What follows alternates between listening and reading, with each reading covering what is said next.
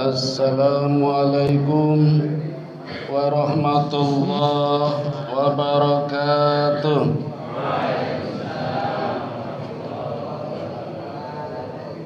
Alhamdulillahilladzi hadana lihada wa ma kunna linahtadiya laula an hadanallah. Ashhadu an la ilaha illallah wahdahu la syarika lah wa ashhadu anna Muhammadan abduhu wa rasuluhu la nabiyya ba'dah.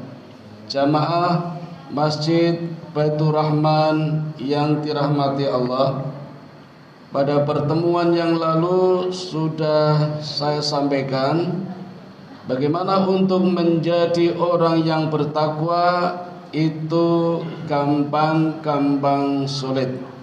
Gampang kalau mendapatkan hidayah dari Allah, sulit ketika berhadapan dengan hambatan yang bisa membelenggu kita untuk menjadi orang yang bertakwa. Kemarin sudah saya sampaikan dua hambatan. Satu adalah cuaca, iklim, hawa, perasaan yang kadang menghambat kita, terasa berat dan enggan untuk beribadah. Yang kedua, masyarakat yang tempat kita tempati, tempat tinggal yang kita tempati kadang juga membelenggu kita, menjadikan kita berat untuk beribadah, untuk menjadi orang yang bertakwa. Di malam yang singkat ini saya akan menambahkan satu belenggu lagi yang lebih berat tingkatannya, yaitu belenggu organisasi. Bapak Ibu tidak perlu alergi karena organisasi sudah dikenal di berbagai bidang, baik secara formal, informal maupun non formal. Karena organisasi pada hakikatnya adalah kumpulan organ, kumpulan orang, di mana di dalam kumpulan ini memiliki kepentingan yang sama, tujuan yang sama, niat dan motif yang sama, dan untuk mencapai tujuan itu diperlukan kerjasama. Idealnya begitu. Tapi seringkali di dalam organisasi terjadi intrik-intrik ketika ada kepentingan yang tersembunyi, kepentingan individu, niat yang negatif. Inilah yang menjadikan masalah, dan apabila tidak diatasi akan membelenggu kita. Dan ketika kita terbelenggu di dalam organisasi ini, maka agak sulit untuk menjadi orang yang bertakwa. Lalu bagaimana pentingnya berorganisasi? Mohon maaf Bapak Ibu, mungkin kata organisasi bisa kita ganti dengan berbagai nama. Misalnya partai, politik, jamaah. Hakikatnya sama, cuma kadang kalau bajunya berbeda, namanya berbeda, ada seragamnya, kadang kita alergi dan sebagainya. Baik, saya pakai kata jamaah Bapak Ibu. Di jamaah ada sekumpulan orang. Kita di sini berkumpul, melakukan ibadah yang sama, niat yang sama, tujuannya sama, maka hari ini, malam ini kita sedang berjamaah di dalam melakukan ibadah untuk menuju satu target yang namanya muttaqin. Lalu bagaimana hukumnya? Kalau motivasinya, rewardnya, panisemnya kita sudah banyak yang tahu. Barang siapa berjamaah di dalam sholatnya, maka Allah lipatkan 27 kalinya. Allah lipatkan 27 derajat dan sebagainya. Itu kelebihan dari berjamaah daripada sendiri. Resikonya Bapak Ibu, kalau kita timbang-timbang, sebenarnya berat ketika sholat sendiri daripada sholat berjamaah. Kalau dari pahalanya jelas 27 kalinya lebih besar daripada sendiri. Tapi kita lihat resikonya. Insya Allah Bapak Ibu, kita selalu berjamaah sah. Walaupun mungkin imamnya tidak khusyuk, makmum mendukung khusyuk. atau sebaliknya makmumnya tidak khusyuk, imam khusyuk, saling melengkapi, ibadahnya sah, pahalanya 27 derajat. Coba kalau sendiri pahalanya cuma 1. Iya kalau sah, kalau tidak 0. Itu resiko kalau sendirian. Maka melihat pentingnya berjamaah, tidak main-main, Umar bin Khattab mengatakan, la Islam ila jamaah, la jamaah ila imamah, la imamah ila to'ah, la to'ah ila ikhlas. Ini perkataan dari Umar bin Khattab, tidak main-main dengan pentingnya berjamaah. La Islam ila jamaah, bukan disebut Islam kalau tidak berjamaah. Paham Bapak Ibu? Yang mengatakan bukan saya hanya menyampaikan kata-kata Umar. Itulah pentingnya berjamaah.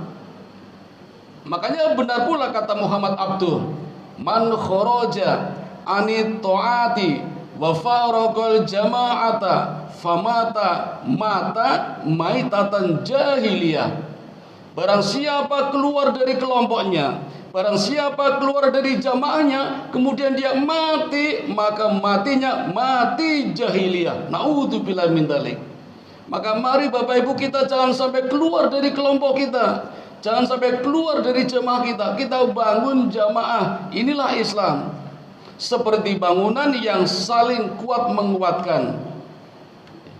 Seperti bangunan yang saling kuat menguatkan. Al-iman al-mu'minu lil mu'minina kal bunyani yasudu ba'duhu ba'dun. Kita boleh berbeda, tapi saling kuat menguatkan. Kadang yang berbeda menjadi kuat daripada sama. Coba Bapak Ibu, kita punya wajah yang cakep, ganteng, cantik, ayu, karena di dalam wajah kita komponennya berbeda-beda. Ada mata, ada alis, ada hidung, ada hidung, ada mulut. Coba kalau semuanya sama, jelek. Untungnya berbeda-beda. Masjid ini ada pintu, ada jendela, ada lampu, kipas angin. Karena berbeda-beda jadi indah. Coba sama semua, tidak indah. Keluarga menjadi menarik karena ada laki-laki, ada perempuan. Coba lanang kabeh atau perempuan semua, jadi tidak indah. Itulah pentingnya jamaah yang berbeda-beda, saling mendukung, saling menguatkan. La Islam ila jamaah, la jamaah ila imamah, harus ada pimpinan. La imam ila taat, ada pimpinan kalau ada ketaatan. Maka pentingnya ketaatan untuk menopang kejayaan pimpinan, karena jamaah bukan individu. La ta'ah ila ikhlas, harus ikhlas. Berikutnya Bapak Ibu, kalau saya boleh bertanya, maka sesungguhnya berjamaah wajib napa mboten? Yang menjawab cuma 5. Berorganisasi wajib napa mboten? Berpolitik wajib napa mboten? Padahal intinya sama tadi kok sekarang mboten. Baik Bapak Ibu, saya ambil ayat yang lain, yang umum niki. A'udzubillahi minasyaitonirrajim. Kuntum khaira ummatin ukhrijat linnasi ta'muruna bil ma'ruf wa tanhauna 'anil munkar wa tu'minuna billah. Coba tak petil-petil. Kuntum, kun jadilah, tum kamu semua. Kan dari kata huwa huma hum, iya huma hunna, anta antuma antum. Jadi kuntum, jadilah kalian semua. Kuntum khaira ummatin, umat yang terbaik. Umat yang seperti apa? Umat yang terbaik. Wa ta'muruna bil ma'ruf, mengajak kebaikan. Wa tanhauna 'anil munkar, mencegah kemungkaran. Wa tu'minuna billah, menjadikan iman sebagai landasan untuk mengerjakan kebaikan dan mencegah kemungkaran. Maka di rumah Bapak Ibu, bahwa berjamaah adalah wajib, berkelompok wajib, bermasyarakat wajib, berorganisasi wajib, berpolitik pun wajib. Jangan alergi. Dari dulu sampai sekarang semua nabi berpolitik, kan berkelompok, kan berjamaah. Nah, persoalannya harus ada tata caranya, harus ada etikanya, harus ada syaratnya.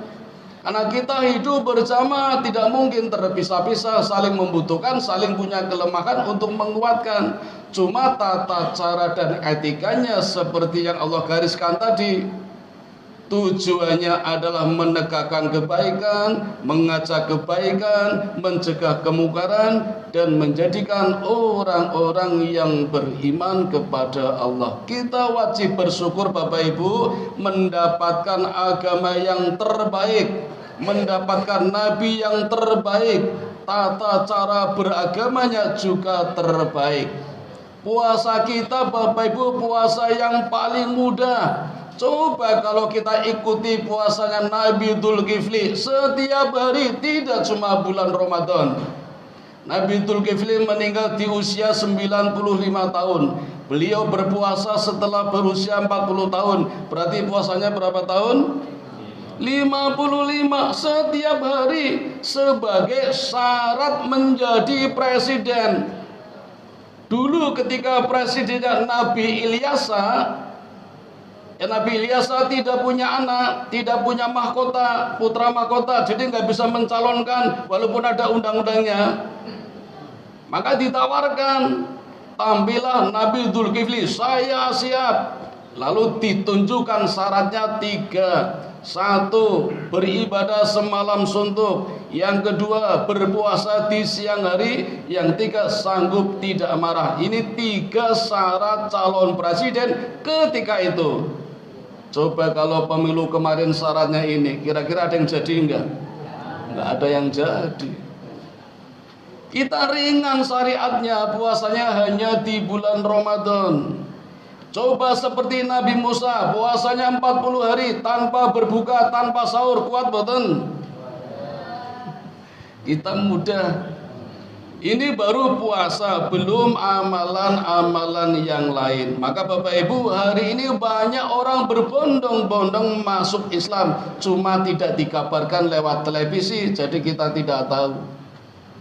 Tahun 1984 saya masih ingat, masih kelas 1 SMA, saya baca buku judulnya Dinul Islam karangan Abdur Razak, kalau kelingan.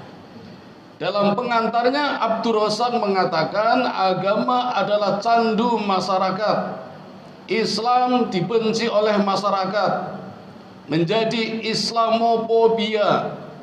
Tetapi Bapak Ibu, dalam waktu yang bersamaan ternyata orang-orang yang tidak suka dengan Islam, orang yang benci dengan Islam, penasaran ada apa dengan Islam, lalu mereka mempelajarinya. Dan hari ini Bapak Ibu di Inggris banyak gereja-gereja dijual, kehabisan jamaah, lalu ganti plang, dicat, direhab menjadi masjid, banyak jamaahnya. Maka sekarang berubah dari Islamofobia menjadi Islamofilio, kecanduan dengan Islam. Ini di Inggris. Mestinya di negara kita harusnya lebih dari begitu. Gereja-gereja jadi masjid, masjidnya jadi ramai. Alhamdulillah di Masjid Baitur Rahman hari kelima masih ramai. Niki berapa? 400 ada nggih? Subhanallah, iki wong kabeh nggih. 2000 sama yang di jalan nggih. Ning belas mboten mampir. Mudah-mudahan semakin ke sana semakin banyak kuantitasnya, semakin berkualitas ibadahnya. Tapi jangan lupa kita menghadapi belenggu yang namanya belenggu jamaah. Artinya apa? Jangan sampai kita terjebak di jamaah, jangan sampai kita terjebak di partai politik, jangan sampai kita terjebak di organisasi gara-gara kepentingan individu yang mengalahkan kepentingan jamaah. Apalagi sampai mengatakan akan saya perjuangkan organisasi ini, partai ini sampai titik darah penghabisan. Naudzubillah min dzalik. Itu sudah masuk dalam ranah syirik. Boten bareng Bapak Ibu. Jadikan saja organisasi ini menjadi underbow, kendaraan untuk melewat jembatan Shirathul Mustaqim menuju surganya Allah Subhanahu wa ta'ala. Karena secara logika tidak mungkin kita bisa melewati jembatan Shiratal Mustaqim, hampir dipastikan jatuh. Kenapa tidak? Karena tipisnya seperti rambut dibelah 100, tajamnya seperti pedang.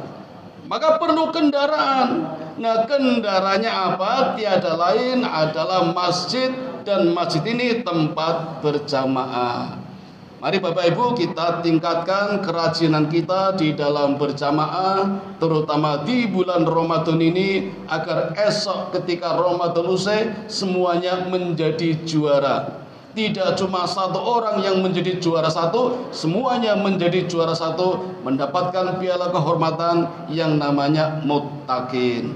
Amin ya rabbal alamin. Mari kita tutup kuliah tarawih ini dengan bersama-sama membaca doa kifaratul majlis. Subhanakallahumma wa bihamdika asyhadu an la ilaha illa anta